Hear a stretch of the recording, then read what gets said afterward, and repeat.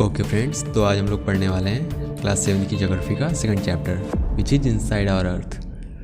और जैसा कि आपको नाम से क्लियर ही हो गया होगा, हम अर्थ के अंदर की चीज़ों के बारे में बात करने वाले इस चैप्टर में। और हम बात कर रहे हैं अर्थ की, तो हमारा अर्थ जो है एक डायनामिक प्लैनेट है। डायनामिक प्लैनेट का मतलब ऐसा प्लैनेट जिसमें लगातार कुछ ना कुछ चेंजेस होते ही रहते हैं, चाहे वो अंदर से हो या बाहर से। लेकिन बाहर के चेंजेस तो हम फिर भी देख लेते हैं, लेकिन अर्थ अंदर से कैसी होती है ये हम आज जानेंगे। तो चलिए हम बात करते हैं इंटीरियर ऑफ द अर्थ के बारे में। तो सबसे पहले हमारी अर्थ का इंटीरियर कई कॉन्सेंट्रिक लेयर से बना हुआ है। कॉन्सेंट्रिक लेयर्स का मतलब होता है ऐसे लेयर्स जिनका सेंटर सेम हो। क्योंकि अर्थ राउंडेड है तो इसको हम इसके लेयर्स को सर्किल के रेफरेंस में कॉन्सेंट्रिक सर्कल्स भी बोल सकते हैं। तो ऐसे सर्कल्स जिनका सेंटर सेम होता है उसको हम कॉन्सेंट्रिक सर्कल्स बोलते हैं। ओके, तो अब हम अर्थ की लेयर्स पे फिर से आ जाते हैं। तो अर्थ के पास मेनली 3 लेयर्स हैं। कौन कौन सी? Crust, mantle and core. तो सबसे ऊपर वाली लेयर जिस पे हमारे घर बने हैं, जिस पे हम चलते हैं, दौड़ते हैं, रहते हैं, वो क्रस्ट है। ठीक है, और ये क्रस्ट सभी लेयर्स में सबसे पतला वाला लेयर है। कॉन्टिनेंटल क्रस्ट की दूरी टोटल 35 किलोमीटर है, जबकि ओशनिक क्रस्ट की दूरी 5 किलोमीटर तक ही है। अब कॉन्टिनेंटल क्रस्ट और ओशनिक क्रस्ट में कंफ्यूज नहीं होना है। नीचे ये फिगर है और यहाँ से इसको हम समझ लेते हैं। ठीक है, तो यहाँ से आप देख पा रहे होंगे कि जब हम कॉन्टिनेंटल क्रस्ट की बात कर रहे हैं तब हम क्रस्ट को कॉन्टिनेंट लेवल पे, मतलब ज़मीन की ऊंचाई से मेजर कर रहे हैं। ओके, और जब हम ओशनिक क्रस्ट की बात कर रहे हैं तो हम उसको ओशन फ्लोर से, मतलब ओशन के नीचे वाले ज़मीनों से, जो पानी है यहाँ पे आपको दिख रहा होगा ब्लू कलर का, उसके नीचे एक ज़मीन है, ओशनिक क्रस्ट देखिए वहाँ पे है, वहाँ से मेजर कर रहे हैं। इसलिए हमको इतना डिफरेंस देखने को मिल रहा है। आई होप ये क्लियर हो गया होगा। तो अब आगे बढ़ते हुए इसी क्रस्ट पे पाए जाने वाले मिनरल्स कॉन्स्टिट्यूएंट की बात करें तो कॉन्टिनेंटल मास पे, फिर से कॉन्टिनेंटल मास पे हमको सिलिका एंड एल्यूमिना जैसे मिनरल्स पाए जाते हैं। ओके, जिसको हम शॉर्ट में सियाल भी बोलते हैं। C for silica and L for alumina. वहीं ओशनिक क्रस्ट पे हमको सीमा मिलते हैं। Again C for silica and यहाँ पे एम ए फॉर मैग्नीशियम। तो ये थी हमारी अर्थ की पहली लेयर क्रस्ट की बातें। और अब इसी के जस्ट नीचे अर्थ के दूसरी लेयर पाई जाती है जिसको हम मेंटल बोलते हैं। और मेंटल की गहराई क्रस्ट से 2900 किलोमीटर नीचे तक होती है। और ठीक मेंटल के नीचे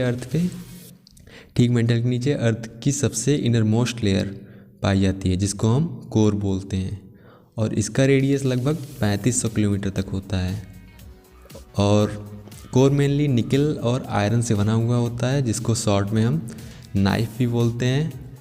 यहाँ पे नाई फॉर निकल एंड एफई फॉर फेरस, जो कि आयरन का ही दूसरा नाम है। और कोर का टेम्परेचर और प्रेशर सबसे ज़्यादा होता है, बहुत ज़्यादा होता है। इन तीनों लेयर से पाए जाने वाले में सबसे ज़्यादा होता है। अब यहाँ पे हम इसको फिगर के इलस्ट्रेशन से देख सकते हैं। ये रहा हमारा इंटीरियर ऑफ द अर्थ। ये हमारा अर्थ है राउंडेड शेप में। इसको जैसे केक को काटा जाता है उसी तरीके से अगर हम काट के देखें तो सबसे ऊपर जो लिथोस्फीयर जहाँ लिखा गया है, ये लिथोस्फीयर और क्रस्ट सेम ही चीज़ होती है लगभग, क्योंकि क्रस्ट हमारा सरफेस होता है और लिथोस्फीयर उसी सरफेस को बोलते हैं। तो ये ऑरेंज वाला पोर्शन जो है ये पूरा क्रस्ट हो गया, सबसे पतला दिख रहा है आपको। फिर मेंटल, आपको येलो कलर में मेंटल दिख रहा होगा। और अगर हम कोर की बात करें तो ये रेड कलर वाला पोर्शन कोर है। सबसे गहराई वाला, सबसे पॉइंट वाला जहाँ पे मेन सेंटर है वो इनर कोर बोल सकते हैं। और उसके जहाँ पे मेंटल ख़त्म होता है उसको हम आउटर कोर बोल सकते हैं। और मेंटल और कोर के बीच में एक कोर मेंटल बाउंड्री भी है, जो कि दोनों के शेड से थोड़ी थोड़ी दिख रही होगी आपको ये। ओके, तो यहाँ पे हमारा इंटीरियर ऑफ द अर्थ ख़त्म होता है। अब हम बात करेंगे रॉक्स एंड मिनरल्स की। एंड टू बी फ्रैंक, ये अर्थ के इंटीरियर में होने वाले चेंजेस का ही रिजल्ट होता है, रॉक्स एंड मिनरल्स का जो फॉर्मेशन होता है। तो जो हमारे अर्थ का क्रस्ट होता है वो वेरियस टाइप्स के रॉक्स से ही बना हुआ होता है, अगर हम रॉक्स की बात कर रहे हैं तो। अब आप पूछेंगे फिर रॉक्स होता क्या है? कोई भी नेचुरल मिनरल मैटर जो हमारे अर्थ की क्रस्ट पे मौजूद है वही रॉक है। अब रॉक अलग अलग कलर, साइज, टेक्सचर का भी हो सकता है।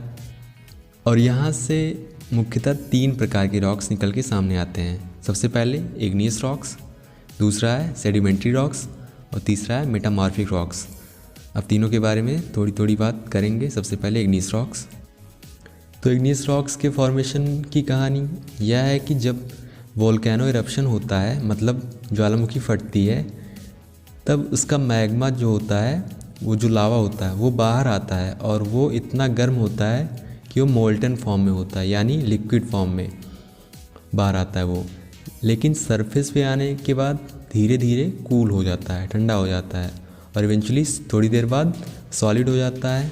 अब उसी सॉलिड मैग्मा को हम इग्नियस रॉक्स बोलते हैं। ओके, और इन्हीं को प्राइमरी रॉक्स भी बोलते हैं। प्राइमरी इसलिए बोलते हैं क्योंकि जो बाकी के दोनों रॉक्स हैं वो इसी के हेल्प से बनते हैं। इसी बात को हम आगे जानेंगे। लेकिन अभी इग्नियस रॉक्स को हम फर्दर दो पार्ट्स में डिवाइड कर सकते हैं। सबसे पहले इंट्रूसिव रॉक्स और दूसरा जो है एक्सट्रूसिव रॉक्स।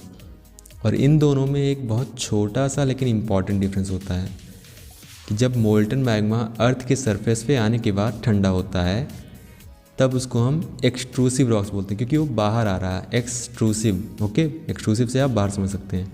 एक्सट्रूसिव बोलते हैं क्योंकि वो बाहर आ रहा है ये। लेकिन कई बार जो मैग्मा अर्थ के अंदर होता है, अर्थ के अंदर भी ठंडा हो जाता है, तो इसलिए उसको हम इंट्रूसिव रॉक्स बोल देते हैं तब। और एक्सट्रूसिव रॉक्स का स्ट्रक्चर जो होता है एकदम फाइन ग्रेन्ड होता है, मतलब उसके जो एक्सट्रूसिव रॉक्स पे जो ग्रेन्स होते हैं एकदम फाइन होते हैं। और बेसाल्ट रॉक जो है वो इसी का एग्जांपल है, ठीक है। लेकिन इंट्रूसिव रॉक्स का स्ट्रक्चर लार्ज ग्रेन्ड होता है, बड़े बड़े ग्रेन्ड होते हैं। और इसका एग्जांपल है ग्रेनाइट।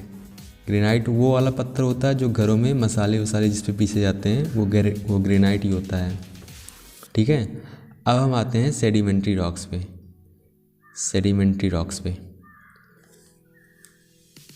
और सेडिमेंट्री रॉक्स बहुत लंबे समय में बनते हैं, ठीक है। तो कई बार रॉक्स ऊंचाई से नीचे गिरते हैं, एक दूसरे में टकराते हैं और उन्हीं टकराते वो छोटे छोटे फ्रेगमेंट्स में टूट जाते हैं और उन्हीं फ्रेगमेंट्स को हम सेडिमेंट्स बोल देते हैं।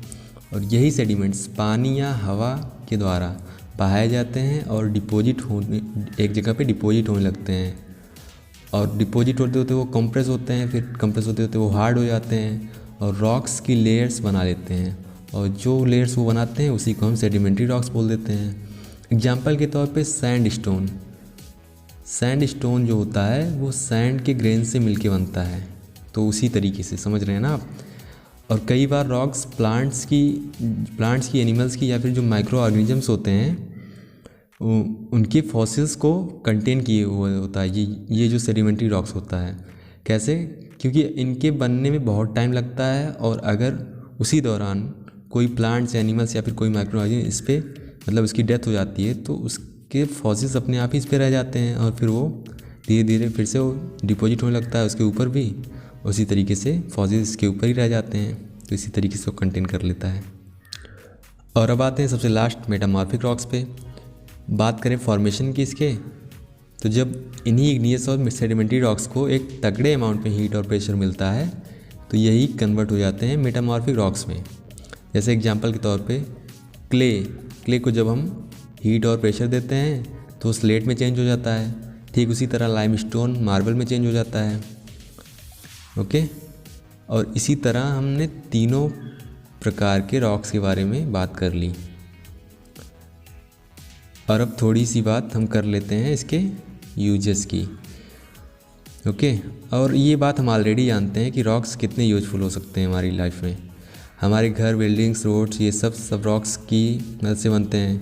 और रॉक्स का यूज हम बचपन में खेल में भी करते थे, जिसमें से कुछ गेम्स का नाम जो है इसमें दिया गया है, देख सकते हैं आप। 7 स्टोन्स हो गया, पिट्ठू जिसको हम बोलते हैं, हॉप स्कॉच, कीत हो गया, या फिर 5 स्टोन गिट्टी हो गई, और भी कई सारे हैं। तो ये सारे गेम्स हम बचपन में खेला करते थे।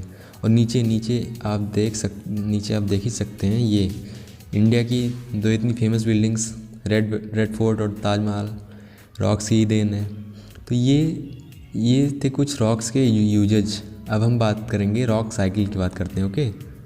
रॉक साइकिल के बारे में बात करेंगे। अब रॉक साइकिल होता क्या है?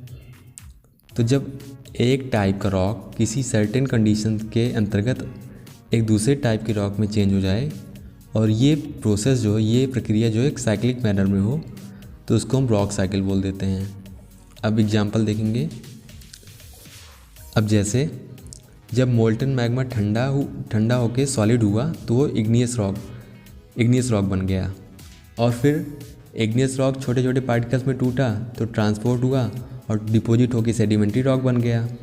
और जब ये दोनों सेडिमेंट्री और इग्नियस रॉक्स को हीट और प्रेशर मिला तो दोनों ही मेटामॉर्फिक रॉक बन गए।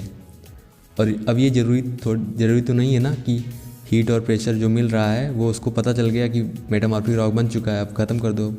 हो सकता है कि वही हीट और प्रेशर आगे भी मिलता रहे, तो वो मेटामॉर्फिक रॉक फिर से मेल्ट हो जाएगा और मेल्ट होकर मोल्टन मैग्मा बन जाएगा, और फिर से वही मोल्टन मैग्मा आगे चल के इग्नियस रॉक बन जाएगा। तो इसी तरीके से ये रॉक साइकिल चलती रहेगी। ठीक है, ये फिगर में आप देख ही सकते हैं। और आपको पता है ये रॉक खुद भी डिफरेंट मिनरल्स के बने हुए होते हैं। ये रॉक्स खुद भी डिफरेंट मिनरल्स के बने हुए होते हैं। और अगर हम मिनरल्स को डिफ़ाइन करें तो मिनरल्स नेचुरली बनने वाला सब्सटेंस होता है, सर्टेन फिजिकल प्रॉपर्टी होती है और एक ख़ास केमिकल कंपोजिशन होता है, उसको मिनरल बोलते हैं। और आज की डेट में मिनरल्स हमारे लिए कितने यूजफुल होते हैं ये तो आपको पता ही होगा। हम लोग लगभग हर फील्ड में मिनरल्स का यूज़ करते हैं। जैसे कोल, नेचुरल गैस और पेट्रोलियम जैसी मिनरल्स को हम एज अ फ्यूल यूज़ करते हैं, और आयरन, एल्यूमिनियम, गोल्ड और यूरेनियम जैसे मिनरल्स को हम इंडस्ट्रीज़ में, मेडिसिन में और फर्टिलाइजर्स में भी यूज करते हैं। तो ये थी कुछ मिनरल्स की बातें, और हमने रॉक्स, मिनरल्स और अर्थ के इंटीरियर के बारे में सब कुछ पढ़ लिया। यहाँ से हमारा ये चैप्टर फिनिश हो जाता है। अब मिलते हैं नेक्स्ट चैप्टर में। Till then take care, good bye and Jai Hind.